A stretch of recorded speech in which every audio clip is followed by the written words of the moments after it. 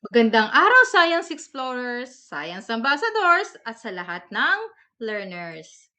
So, naisip nyo na ba kung paano tayo nakakarinig ng music, nakakapag-usap gamit ang cellphone, o paano nakikita ng doktor ang baby sa loob ng tiyan ng isang buntis gamit ang ultrasound? So, sa lesson na to, aalamin natin kung ano ang sound, paano ito nagta-travel, at bakit napakahalaga nito sa ating pang-araw-araw na buhay. So malalaman mo rin kung paano ginagamit ang sound sa communication, navigation, medicine at entertainment. Pati na rin ang ilang innovations tulad ng soundproofing at sound amplifiers. So ano nga ba ang sound? So ang sound ay isang mechanical wave na nalilikha kapag may mga bagay na nagbabibrate. Dahil mechanical wave ito, kailangan nito ang medium tulad ng hangin, tubig, o solid materials para makatravel. Kaya kung walang particles tulad sa outer space, walang sound na maririnig. So nagsisimula ang sound kapag may isang bagay na nagbabibrate. So ang vibration na to ay nagtutulak sa mga particles ng hangin kaya nagkakaroon ng compressions at rarefactions na siyang bumubuo sa sound wave. So habang nagta-travel ang mga vibration na ito, umaabot ang energy sa ating tenga at doon natin naririnig ang tunog.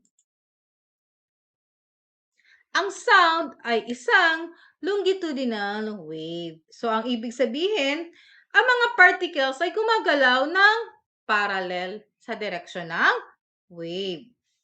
Mapapansin dito ang alternating compressions at rarefactions. So, kung nakagamit ka na ng isang slinky spring, magandang halimbawa yon para makita kung paano gumagalaw ang sound wave. So before we continue our discussion, can we ask you a small favor? If you're finding this video helpful, please give it a like. And if you haven't subscribed yet, don't forget to hit the subscribe button. Okay, so let us now continue. Hindi tulad ng light, ang sound ay hindi kayang mag-travel sa vacuum.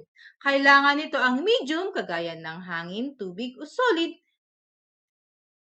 objects para makapag-propagate ang vibration. So, iba-iba ang speed ng sound depende sa medium.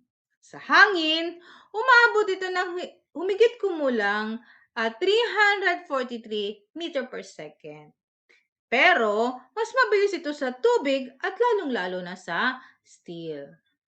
Mas mabilis kasi ang pag-travel ng vibration kapag mas dikit-dikit ang particles ng medium. So, may ilang mga properties ang sound na kailangan nating maintindihan. So, kabilang nito ang pitch, frequency, loudness, amplitude, wavelength, at speed. Ang bawat property ay may malaking epekto sa paraan ng ating pakikinig at sa iba't ibang application ng sound. Ang pitch ay tumutukoy kung gaano kataas o kababa ang tunog. So, ang frequency naman ay bilang ng vibrations kada segundo at sinusukat ito sa unit na hertz. Kapag mas mataas ang frequency, mas mataas din ang pitch. Kapag mas mababa ang frequency, mas mababa din ang pitch. So, ang loudness naman ay nakadepende sa amplitude ng sound wave. Kapag mas malaki ang amplitude, mas malakas ang tunog dahil mas maraming energy ang dala nito. So, ang lakas ng tunog ay karaniwang sinusukat gamit ang unit na decibel or dB. So, kapag tumama ang sound wave sa isang surface, maaari itong bumalik o kaya naman mag-reflect. So a single reflected sound is called an echo, while a multiple reflection produces reverberation. Ang property nito ay ginagamit sa sonar, pati na rin sa pagdidesign ng mga auditoriums at concert halls. Ang refraction ay nangyayari kapag nagbabago ang direksyon ng sound dahil sa pagbabago ng temperature o kaya naman ng medium. Samantalang ang diffraction ay ang kakayahan ng sound na lumiko sa mga sulok o dumaan sa mga maliliit na openings. Kaya kahit hindi mo nakikita ang tao na sa kabilang pader, naririnig mo pa rin ang kanyang boses. So napakaraming gamit ng sound sa ating buhay. Ginagamit ito sa communication, gamit ang microphone at cellphones, sa navigation sa pamamagitan ng sonar, sa medicine gamit ang ultrasound, at sa entertainment naman sa pamamagitan ng speakers at concert sound systems.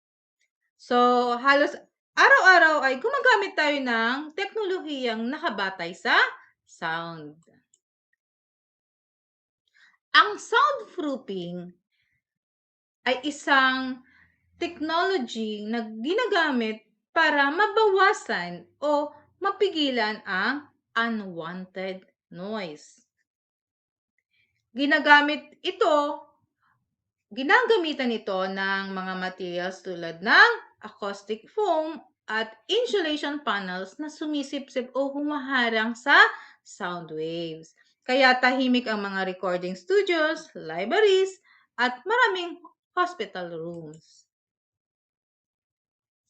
Ang sound amplifier naman ay nagpapalakas ng mahihinang sound signals. So makikita ito sa microphone, speaker, hearing aid, at guitar amplifiers. Kung walang amplifiers, mahihirapan tayong makarinig sa mga concerts at sa mga malalaking gatherings. So balikan natin ang ating mga natutunan sa video lesson na to. Ang sound ay isang mechanical at longitudinal wave na nangangailangan ng medium para makapag-travel. Ang mga properties nito gaya ng pitch, frequency, loudness at amplitude ang dahilan kung bakit napakarami nitong application sa communication, medicine, navigation at entertainment. So narito ang mga important terms na dapat ninyong tandaan pagkatapos ng lesson na to. Hindi lang ito mga vocabulary words, ito rin ang mga pangunahing concept na madalas ding lumalabas sa mga quizzes at examination at maaaring magamit natin sa ating mga next na lessons. Kaya bago matapos ang video na to, subukan yung balikan ang list na to at tingnan natin kung kaya nyong ipaliwanag in your own words. Okay, so that's it for today. Thank you so much and God bless everyone.